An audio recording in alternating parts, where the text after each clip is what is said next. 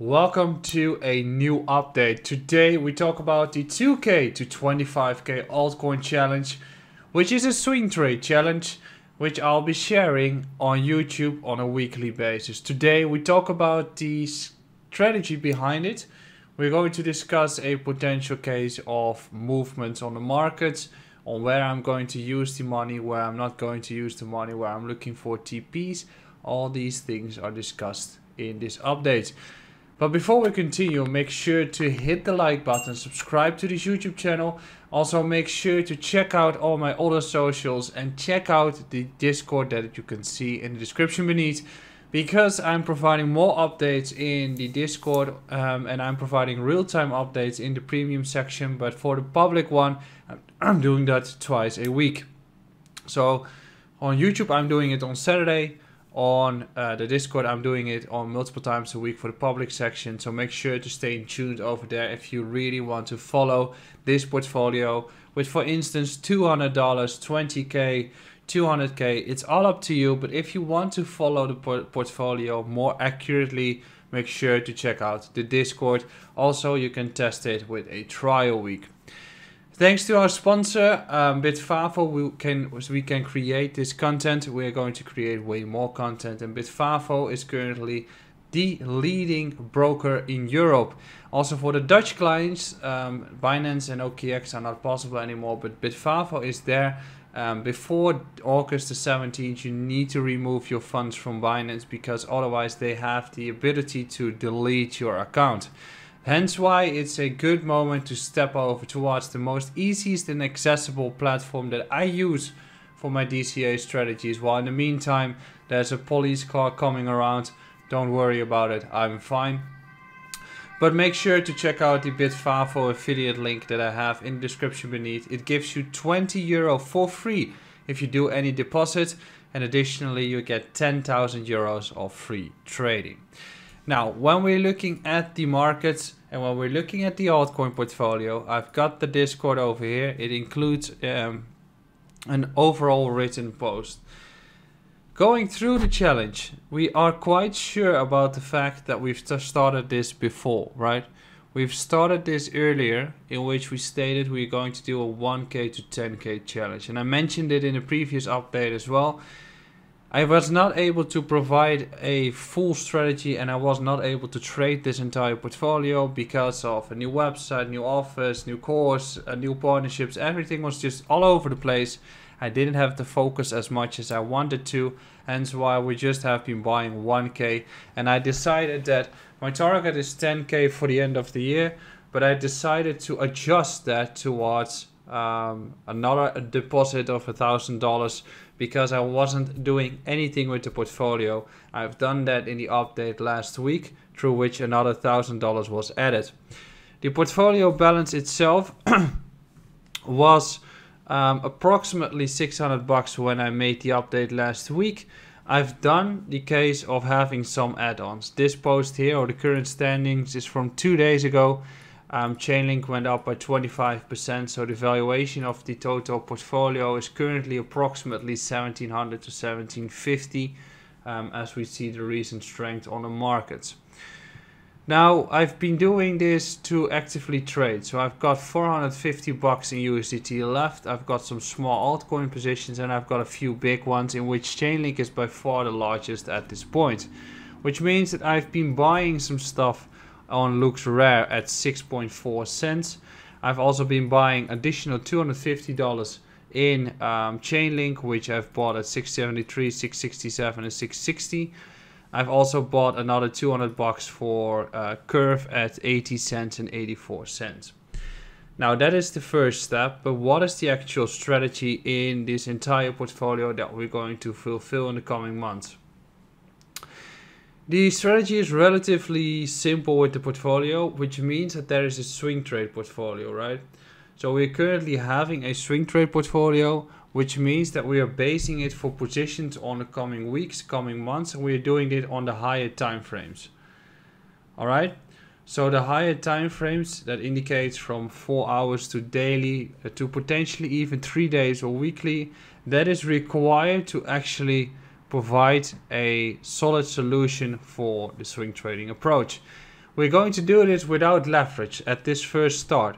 Leverage can be added in the challenge at a later point in time to actually make sure that we are doing an add-on or to preserve the actual risk, to keep risk management in control. But if we can continue the rally on the portfolio, that is the moment where we can start adding leverage.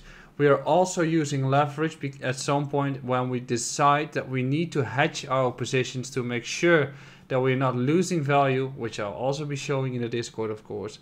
But when we're losing value, that's a moment where I'm going to adjust, or I might be losing value to shorting or hedging, and then leverage has to come in, because without leverage you are unable to hedge your positions. And in order to actually provide from a breakdown of the markets, you need to be able to short the markets, which is through leverage or derivatives.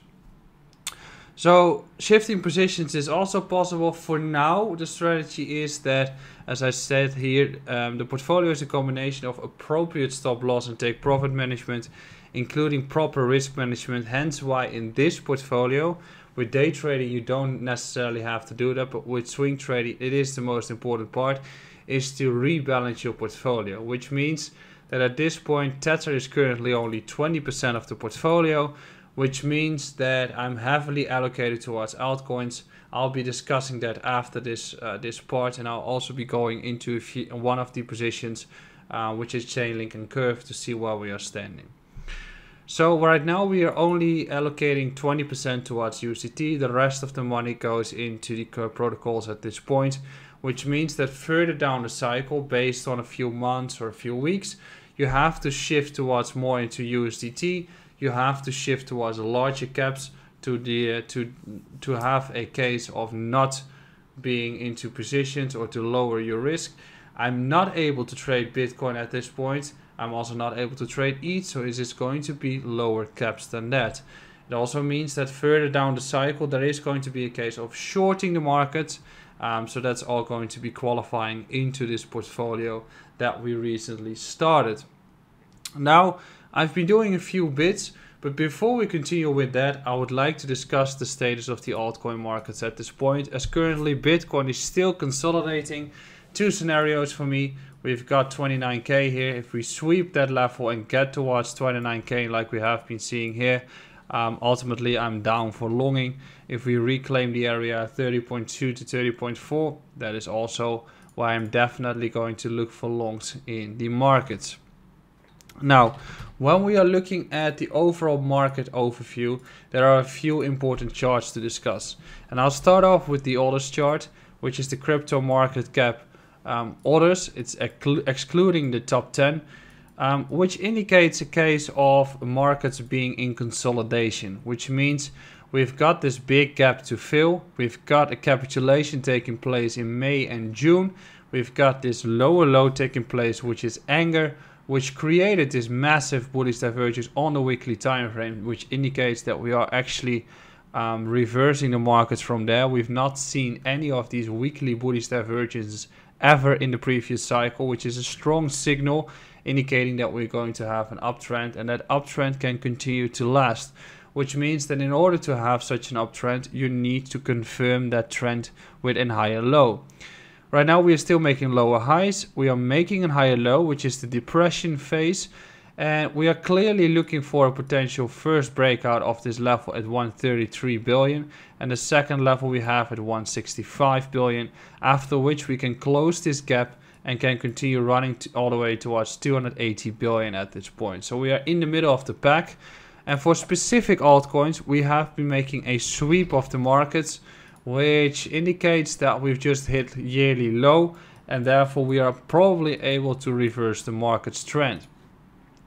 In this case, I'm looking at AVAX, which is pretty similar to the rest of the market. So we've had capitulation in June, we've got a bounce, we've got a lower low in which we get into the anger phase, we've got lower highs being taken into account, and we've got this sweep of the low here, which usually takes the liquidity, and then we reverse. So we're just chopping around before we can have some momentum.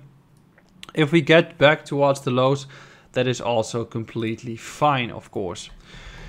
The altcoin market cap is currently showing that we're stuck in the middle, which is very comparable to the previous cycle in 2019, which I mentioned before. It was going sideways for approximately 2 years before we clearly started to break out, which means that you have 2 years to actually accumulate your bags. In between you can trade, take the range low, take the range high, and once it starts to break out, that's when the party starts.